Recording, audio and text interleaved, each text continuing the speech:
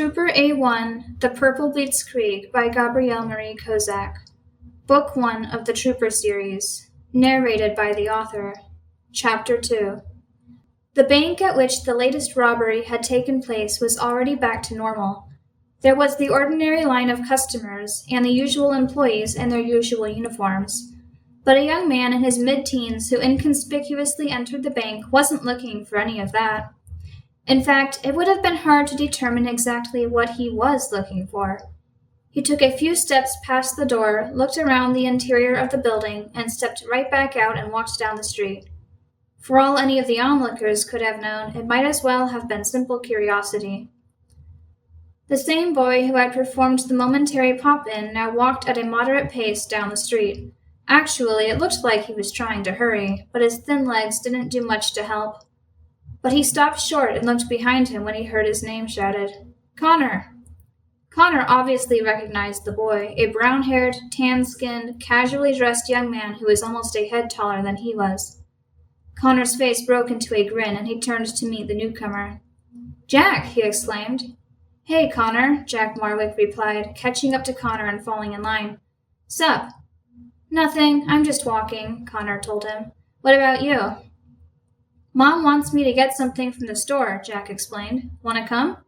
Sure, Connor responded. How's homework coming? Jack inquired. Did you finish? I haven't started, Connor admitted, flushing. Jack laughed. Me neither, but I'm a procrastinator. Connor grinned. At least tomorrow's Friday. Yikes, don't talk about the weekend, Jack muttered. We've got a lot of those still before the next break. But then his face brightened up visibly.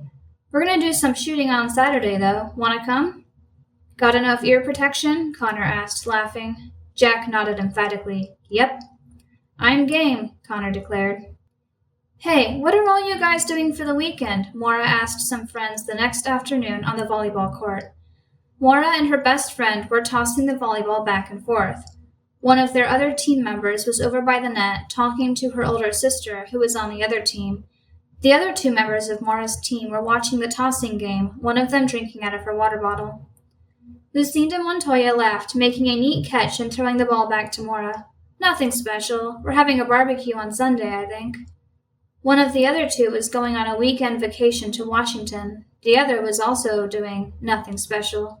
Chloe! Maura shouted to the girl at the net, who turned around. What? She demanded. Clotilde Marwick was a short, dark brown-haired girl of 15, and the girl on the other side of the net was her 23-year-old sister, Nina. What are you doing for the weekend? Swimming? Studying? Maura repeated, trying to catch Lucinda off guard by tossing the ball at the same time she was talking. But Lucinda caught it nevertheless and hammered it back in playful revenge. Actually, we're driving into Northern Virginia, Nina replied for her sister. For a party, Chloe added, grinning. Haha, sounds fun, Maura laughed. Whose party? Lucinda wanted to know. The Dalbellos' house, Nina supplied.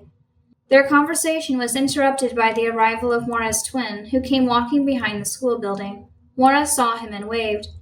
Waving back, with a huge grin on his face, he sat himself down on a bench by the court. I'm here for the game, Connor yelled. What's up? Am I too late? No, Maura shouted. We're waiting for Christina. It was then that Nina's phone began ringing. She yelled at two of her teammates to stop seeing scales so she could answer the call. Maura feinted a toss to Lucinda before actually throwing it, as Lucinda protested vehemently.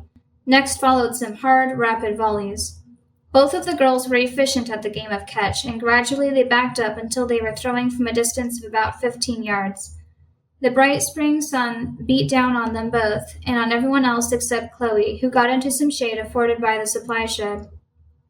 Connor pulled the hood of his jacket down as low as it would go over his face to shield himself. Aren't you hot in that? Maura shouted, glancing his way momentarily before returning the ball to Lucinda. It's better than burning the skin off my face, Connor called back, his voice muffled.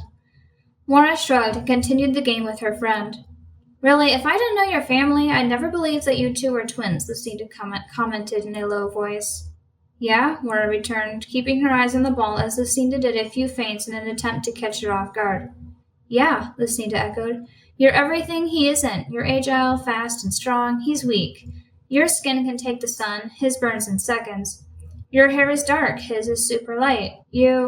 Just throw it, Mora interrupted, getting impatient. Laughing, Lucinda obliged with a straight shot.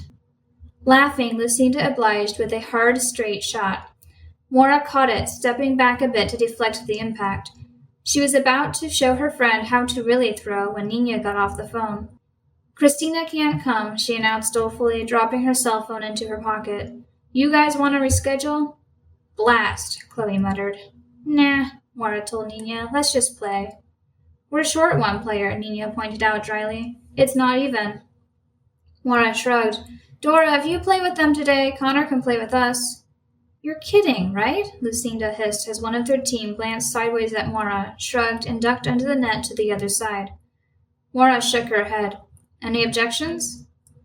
Her other 4 teammates were too polite to say that they didn't want to play on a team with Connor, though they knew full well that he was incapable of playing any sport and that he'd only get in their way.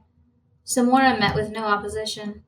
Connor, she yelled, turning to face the bench some distance away. The figure on the bench raised his hooded head an inch or so. Yeah? His voice was less muffled than it had been before.